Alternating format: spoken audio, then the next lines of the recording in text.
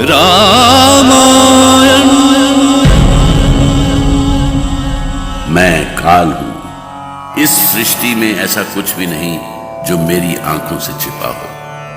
मैं उस अनुष्ठान का साक्षी रहा हूं जब महाराज जनक ने मिथिला को घोर अकाल से बचाने के लिए महारानी के साथ हल चलाने का निर्णय लिया और कुल गुरु के द्वारा बताए गए मुहूर्त के अनुसार उन्होंने हल चलाना आरंभ किया। गुरुदेव, ये तो एक महान राजा का अपने प्रजा के लिए त्याग और समर्पण का महान उदाहरण है। हाँ गुरुदेव, फिर आगे क्या हुआ? महाराज जनक महारानी के साथ हल चलाते जा रहे थे और जनकपुरी के निवासी लगातार महाराज की जय जयकार कर रहे थे। मिथिला नरेश महाराज जनक की जय! मिथिला नरेश महाराज जनक की जय! देखिए महाराज, आकाश में बादल उमड़ घुमड़ कर आने लगे हैं। लगता है आपका यह अनुष्ठान अवश्य सफल होगा। चल चल। हा, हा। तभी अचानक हल रुक गया। चल। बैल लाख चाहकर भी आगे नहीं बढ़ पा रहे। बैलों को उत्साह दिला दिलाकर महाराज जनक थक गए। उन्हें समझ में नहीं आ रहा था कि ये अचानक क्या हो गया। ये क्या गुरुदेव, ये हल आगे क्यों नहीं बढ़ रहा है? बैल पूरी शक्ति लगाकर भी हल को नहीं खींच पा रहे। महाराज, लगता है हल का फाल भूमि में गड़े किसी बर्तन से टकरा रहा है। पहले हमें उस बर्तन को निकालना होगा। ठीक है गुरुदेव।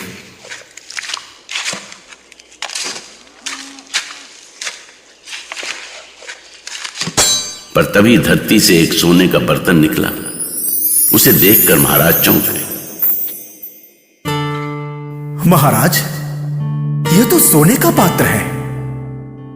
हे प्रभु, क्या है इसमें? महारानी, इस पात्र के ढक्कन को आप अपने हाथों से खोलिए। और उस बर्तन में एक कन्या थी, ऐसी सुंदर कन्या कि महाराज देखते ही रह गए। ये ईश्वर का कैसा चमत्कार है। पात्र में कन्या कितनी सुंदर, जैसे स्वर्ग से उतरी हो। महाराज, परमपिता परमेश्वर ने आज आपकी और महारानी की प्रार्थना सुन ली। आपको कन्या रत्न की प्राप्ति हुई है। ओह, कितनी सुंदर कन्या है, कितनी कोमल। हे ईश्वर, आज का दिन मेरे जीवन का सबसे भाग्यशाली दिन है। आपने मेरी प्रार्थना सुन ली। गुरुदेव, आज बहुत ही शुभ मुहूर्त है। इसी क्षण आप मेरी पुत्री का नामकरण भी कर दीजिए। महाराज, इस कन्या का जन्म हल के फाल के टकराने से हुआ है, इसलिए इसका नाम सीता होगा। ये सीता नाम से तीनों लोकों में विख्यात होगी। सीता, कैसा पवित्र नाम था। सुनते ही आत्मा निर्मल हो जाए। धरती की बेटी थी सीता। कैसी लीला है विधि की। स्वर्ग से उतरे श्री राम की जीवन साथी के लिए उसने धरती की कन्या भेजी थी, सीता। जनक सुता जग जननी जानकी, अतिशय प्रिया करुणा निधान की।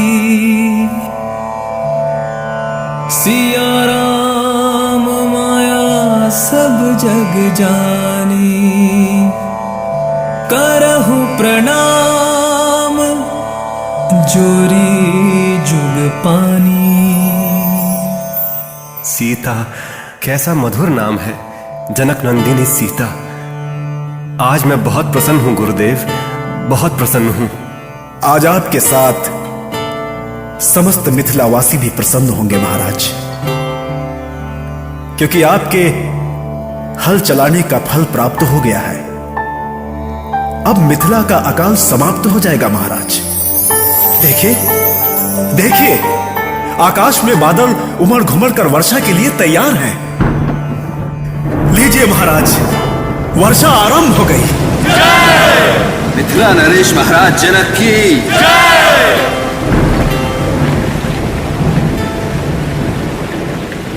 और इस तरह सीता को अपनी पुत्री के रूप में पाकर महाराज महारानी धन्य हो गए। समय के साथ जनक नंदिनी सीता बड़ी होने लगी। इसी बीच एक दिन सीता ने राजमहल के एक विशेष कक्ष में रखे महादेव शिव के धनुष को अपने स्थान से हटाकर दूसरे स्थान पर रख दिया। गुरुदेव, महादेव के उस धनुष में ऐसी क्या विशेषता है? राम, महादेव शिव का धनुष कोई साधारण धनुष नहीं है। उसे उठाना तो दूर, कोई हिला भी नहीं सकता था। गुरुदेव, मेरी तो अभी से उस धनुष को देखने की इच्छा हो रही है। फिर क्या हुआ गुरुदेव? यह सूचना राजपुरुषों ने महाराज जनक को दी। राजा जनक को तो विश्वास ही नहीं हुआ। वे तुरंत दरबार से उठकर राजमहल में आए और सीता से एक बार फिर धनुष उठाकर रखने को कहा। बेटी सीता, मैं ये क्या सुन रहा हूं? मुझे तो विश्वास ही नहीं हो रहा कि जिस महादेव शिव के धनुष को आज तक कोई नहीं हिला सका, उसे तुमने बड़ी सहजता से उठाकर दूसरे स्थान पर रख दिया। बेटी, मैं उस दृश्य को फिर से देखना चाहता हूं। तो इसमें ऐसा क्या है पिताजी? लीजिए, मैं फिर से किए देती हूँ। आश्चर्य, घोर आश्चर्य, मैं तो देखकर अभिभूत हूं। बेटी, तुम कोई साधारण कन्या नहीं हो। अवश्य ही तुम्हारे रूप में परम पिता परमेश्वर ने किसी दैवी शक्ति को मेरे घर में भेजा है। महाराज जनक को इस सत्य का ज्ञान हो गया था कि सीता कोई साधारण कन्या नहीं है। इसीलिए सीता के वैवाहिक जीवन को लेकर भी उन्होंने उसी समय ये निर्णय लिया।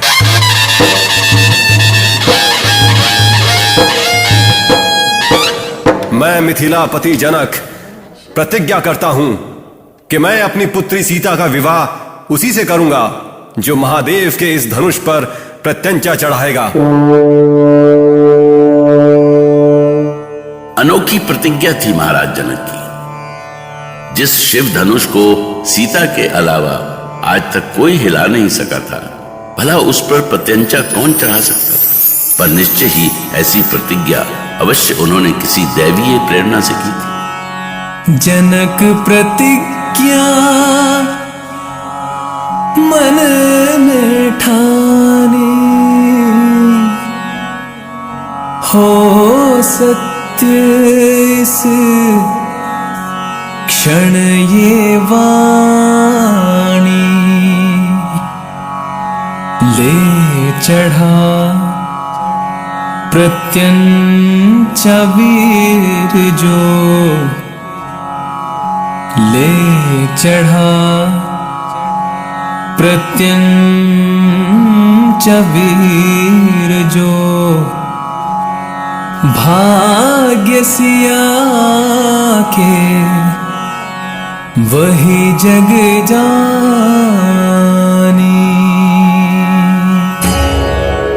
राम